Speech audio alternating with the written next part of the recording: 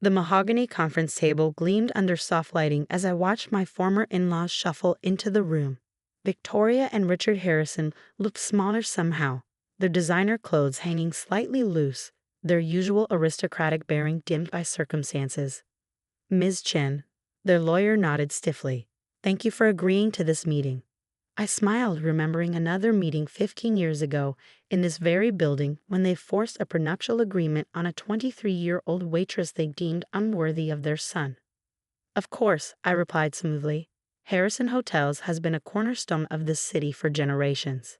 It would be unfortunate to see it fall into foreign ownership. My name is Lily Chen, and 15 years ago, I was just a waitress working my way through business school when I fell in love with Alexander Harrison, heir to the Harrison Hotel empire. His parents had made their disapproval crystal clear from the start. A prenuptial agreement is standard in families like ours, Victoria had said, her voice dripping with condescension as she pushed the papers across the same table. We have to protect the family interests. I'd signed without argument, much to their surprise. They'd expected tears, protests, perhaps even a refusal that would give them reason to end the engagement. Instead, they got calm acceptance. What they didn't know was that I'd already memorized every word of that contract, found every loophole, understood exactly what I was and wasn't entitled to. You don't grow up as the daughter of Chinese immigrants who built a restaurant empire from nothing without learning how to read the fine print. The situation is delicate, their lawyer continued, pulling me back to the present. Harrison Hotels needs significant capital investment to avoid bankruptcy.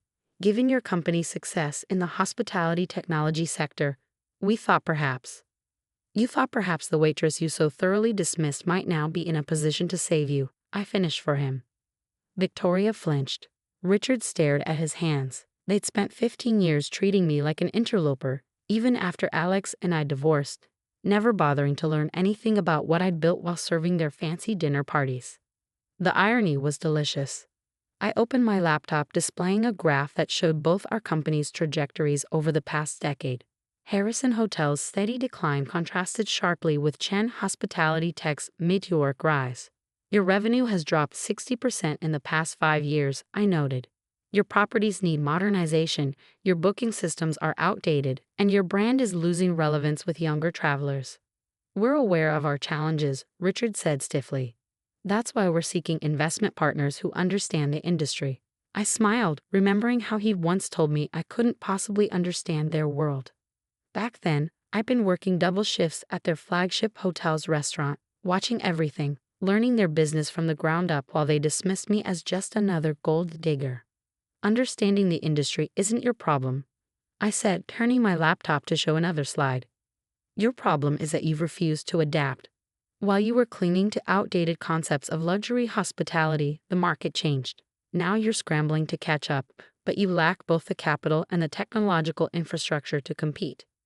Victoria's perfectly manicured hand trembled as she reached for her water glass. And you have both. I do, I confirmed. Chen Hospitality Tech provides AI-driven management systems to 8 of the top 10 hotel chains globally. Our guest experience platform has revolutionized the industry. And our new smart property management system. I paused, enjoying the moment. Well, that's exactly what Harrison Hotels needs, if it survives. The room fell silent as my words sank in. 15 years ago, they'd sat at this table convinced they were protecting their fortune from a social climber.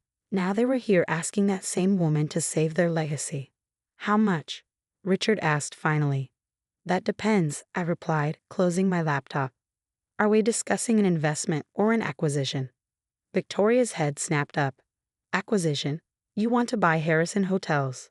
Want is a strong word, I said carefully, but it would be the most efficient solution.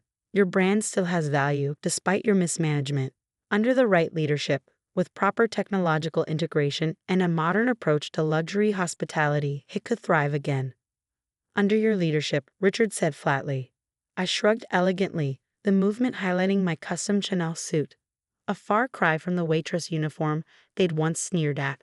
I've built $100 million company by understanding where the industry is going. Can you say the same? Their lawyer cleared his throat. Perhaps we should discuss specific terms. Of course, I agreed, motioning to my assistant to distribute folders. My offer is simple. Chen Hospitality Tech will acquire Harrison Hotels at current market value, approximately 20 cents on the dollar of its worth 5 years ago. We'll maintain the Harrison name on select properties, modernize all systems, and retain any staff willing to adapt to our corporate culture. And us? Victoria asked, her voice small. You'll be offered positions as brand ambassadors, I said generously. Non-executive, of course. We wouldn't want to confuse the chain of command. Victoria's face flushed an angry red. This is outrageous. The Harrison name has stood for luxury hospitality for over 70 years. And now it stands for bankruptcy, I replied calmly. Unless you prefer to let your flagship properties be sold off piece by piece to foreign investors. I hear the Saudi Sovereign Wealth Fund is particularly interested in your New York location. Richard placed a restraining hand on his wife's arm. Lily, may we speak privately? I checked my Patek Philippe watch, the one I'd bought myself to celebrate our first $50 million in revenue. I have another meeting in 30 minutes, but I can spare you 10.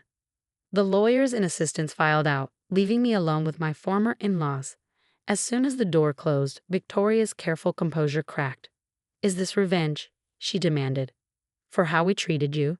For the prenup? I laughed softly. You still think everything is about you, don't you? No, Victoria. This is business. Pure and simple. Business? Richard scoffed. You're trying to take our name. Your name? I raised an eyebrow. The name you were so concerned about protecting from the gold-digging waitress.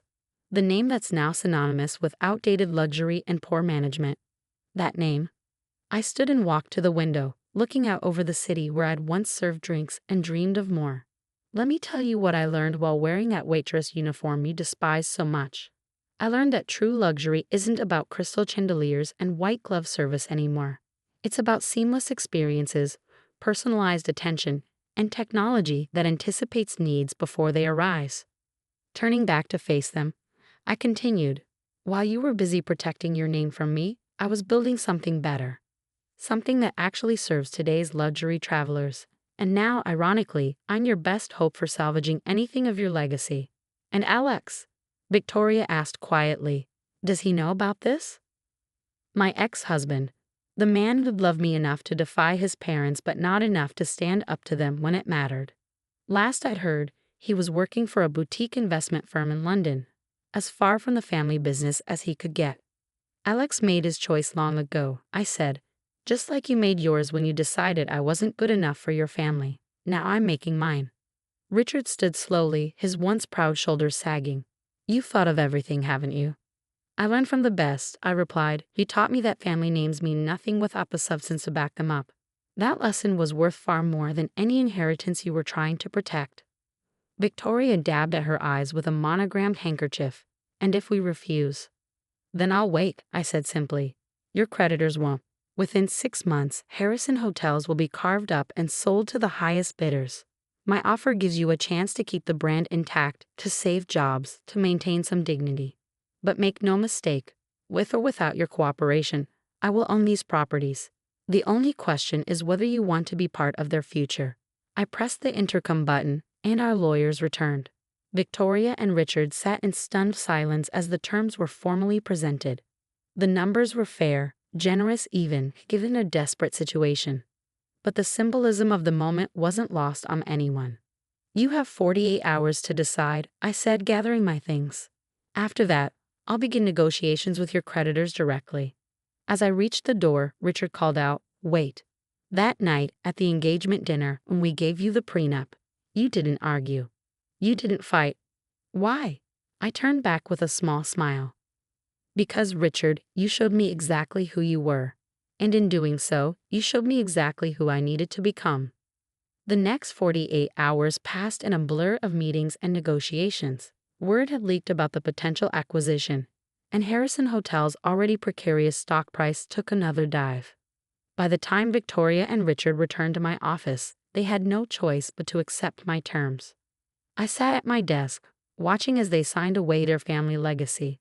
Victoria's hand trembled slightly as she wrote her name, while Richard's signature was angry, almost violent in its finality. There's one more thing, I said as they finished. Something not in the official paperwork. They looked up warily. I want you to explain to me, I continued, leaning forward. Why you never bothered to learn anything about me? Even after the divorce, even as my company grew, you still saw me as nothing but a waitress who tried to marry into money. Why? Victoria's perfectly maintained facade cracked slightly. Would it have made a difference? No, I admitted. But I'm curious. Was it because I'm Chinese? Because I worked in service? Or was it simply that anyone not born into your world couldn't possibly belong? We were protecting our son, Richard said stiffly. Our legacy. And how did that work out? I asked quietly. Alex left the country rather than take over the business. Your legacy is being saved by the very person you tried to keep out. And your son, I paused, he's actually been working for me for the past year. They both stared at me in shock. What? Victoria whispered. He runs our European division, I explained. Under a different name, of course. He wanted to prove himself without the Harrison name, something you never allowed him to do. Richard's face had gone pale. Alex works for you? I nodded. He approached me after his own startup failed. Asked for a chance to learn the business properly from the ground up. Sound familiar? The irony wasn't lost on them. Their son had ended up doing exactly what I had done, learning the hospitality industry by starting at the bottom. Only he'd done it at my company, not theirs. Does he know about this? Victoria gestured to the acquisition papers. He was the one who suggested it, I replied. He saw what was happening to Harrison Hotels and knew I was the only one who could save it. He'll be returning to oversee the transition. The silence that followed was heavy with realization. Everything they tried to prevent had come to pass, but not in the way they'd feared. Their son had found his own path. Their company would survive under new leadership, and the waitress they dismissed had become their savior. We were wrong about you, Richard said finally. About everything. I stood up smoothing my skirt. Yes, you were. But being wrong isn't what destroyed your company. Refusing to learn from your mistakes, that's what brought us here. As they left my office for the last time, I thought about that young waitress who'd signed their prenup 15 years ago. She'd been scared but determined, hurt but resolute. They'd never known that she spent her breaks studying hotel management systems, that she used her tips to take coding classes, that she was building something while serving their fancy dinners. My phone buzzed with a text from Alex. Is it done? Yes, I replied. Your parents just signed. How soon can you be back? Flight's already booked, he responded. Landing tomorrow. Ready to help rebuild what they almost destroyed. I smiled, remembering how we'd reconnected a year ago. The divorce hadn't been bitter. We'd just been too young, too caught between his family's expectations and my ambitions. Finding each other again as equals, as business partners, had been unexpected but right. The next morning, I stood in the lobby of the Harrison's flagship hotel, soon to be rebranded as Harrison by Chen.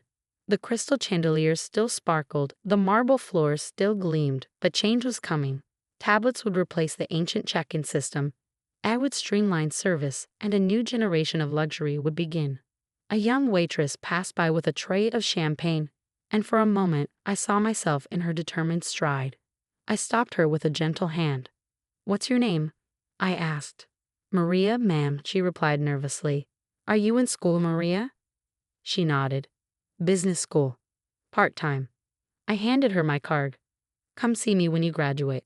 The hospitality industry needs people who understand it from the ground up. Her eyes widened as she read my name, recognition dawning. You're the one who started as a waitress. I smiled. Yes. Remember that next time someone underestimates you. As I watched her hurry away, clutching my card like a talisman, I thought about legacy. The Harrisons had been so focused on protecting theirs that they'd forgotten to adapt, to grow, to see the future through new eyes. My phone buzzed again. Alex had landed. Soon we would begin the work of transforming his family's company into something new, something better. And maybe, just maybe, we'd write a new chapter in both our stories. Sometimes the best revenge isn't taking over your enemy's empire. It's building something so magnificent that they have no choice but to surrender it to you. The Harrisons had tried to protect their fortune from a waitress. Instead, they'd inspired her to build her own.